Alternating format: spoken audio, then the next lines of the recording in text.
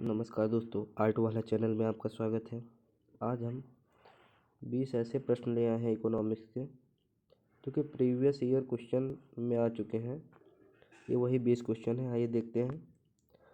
राष्ट्रीय आय के घटक क्या क्या हैं। तो आज राष्ट्रीय आय के घटक हैं उपभोग व्यय, निवेश व्यय और सरकारी व्यय और शुद्ध निर्यात। ये सभी चीज़ें मिला के राष्ट्रीय आय के घटक कहलाते हैं। आगे देखते हैं। मुद्रास्फीति क्या है। मुद्रास्फीति क्या है? जब वस्तुओं और सेवाएं की कीमतें लगातार बढ़ती हैं और मुद्रा की कीमत घटती है तो मुद्रास्फीति कहलाती है। जब मुद्रा की कीमत घटती है और वस्तुओं और सेवाओं की कीमतें बढ़ती हैं तब मुद्रास्फीति कहलाता है। मुद्रा आपूर्ति क्या है? किसी अर्थव्यवस्था में प्रचलित कुल मुद्रा एवं जमाओं की मात्रा को मुद्रा आपूर्ति कहते हैं। राजकोषीय नीति क्या है?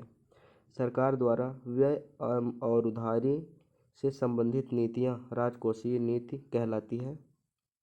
बैंक दर क्या होती है?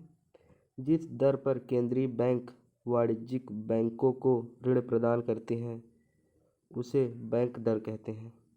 जैसे आरबीआई तमाम बैंकों को लोन प्रदान करती है, ठीक उसी प्रकार खुली बाजार क्रियाएं क्या होती हैं? जब केंद्रीय बैंक सरकारी बॉन्ड व प्रतिभूतियां खरीदता या बेचता है तो इसे खुली बाजार क्रियाएं कहते हैं। विदेशी मुद्रा विनिमय दर क्या होती है? एक देश की मुद्रा का दूसरे देश की मुद्रा में विनिमय मूल्य दर कहलाता है। विदेशी मुद्रा विनिमय दर क्या होती है? जब एक देश की मुद्रा का दूसरे देश की मुद्रा के बीच विनिमय होता है उसके बीच जो दर लगता है वही विनिमय दर कहलाता है। राजकोषीय घाटा क्या होता है? जब सरकार का कुल व्यय उसकी कुल आय से अधिक होता है तो इसे राजकोषीय घाटा कहते हैं। यानी कितना कमाई हुआ है उससे ज़्यादा खर्च हो जाता है, वही राजकोषीय घाटा कहलाता है। जीडीपी और जीएनपी में क्या अंतर है? जीडीपी का मतलब है सकल घरेलू उत्पाद यानी ग्रॉस डोमेस्टिक प्रोडक्ट, और किसी देश की भौगोलिक सीमा में उत्पादित कुल मूल्य होता है, जबकि जीएनपी सकल राष्ट्रीय उत्पाद में विदेशों से प्राप्त आय भी सम्मिलित होते हैं। ठीक, आगे बढ़ते हैं। बेरोजगारी के कितने प्रकार होते हैं? बेरोजगारी कई प्रकार की होती है, जिसमें है संरचनात्मक बेरोजगारी, मौसमी बेरोजगारी, चक्रीय बेरोजगारी, गुप्त बेरोजगारी और अशिक्षित बेरोजगारी। अब दूसरा देखते हैं हम।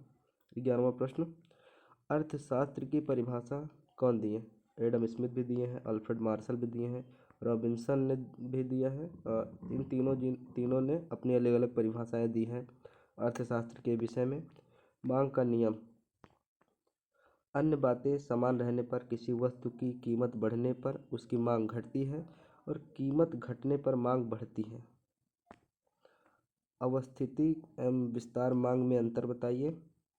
अवस्थिति मांग में मांग वक्र स्थानांतरित होता है, जबकि विस्तार मांग में कीमत के अनुसार मात्रा बदलती है।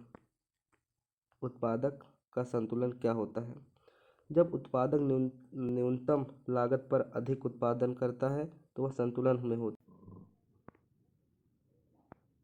पूर्ण प्रतिस्पर्धा और अल्प प्रतिस्पर्धा में क्या अंतर है? पूर्ण प्रतिस्पर्धा में कई विक्रेता होते हैं, समान उत्पाद होते हैं, जबकि अल्प प्रतिस्पर्धा में कुछ विक्रेता होते हैं और उत्पाद भिन्न होते हैं। योग मांग क्या होती है? किसी अर्थव्यवस्था में सभी उपभोक्ता द्वारा मांगी गई वस्तुओं की कुल मात्रा को योग मांग कहते हैं। सीमांत उपयोगिता का नियम, जैसे जैसे उपभोक्ता किसी वस्तु की अधिक इकाइयों का उपभोग करता है उसके अतिरिक्त संतुष्टि सीमांत उपयोगिता घटती है। आपूर्ति क्या है? किसी वस्तु की वह मात्रा जिसे विक्रेता विभिन्न मूल्यों पर बाजार में बेचने के लिए तैयार होता है वह आपूर्ति कहलाती है। समुच्चय मांग क्या होती है? किसी अर्थव्यवस्था में उपभोग, निवेश और सरकारी व्यय और शुद्ध निर्यात का कुल योग समुच्चय मांग कहलाता है। सीमांत प्रवृत्तियाँ कितने प्रकार की होती हैं? सीमांत उपभोग एमपीसी और सीमांत बचत एमपीएस। ये 2 प्रकार की होती हैं। धन्यवाद दोस्तों, वीडियो अच्छा लगा हो तो चैनल को सब्सक्राइब करें।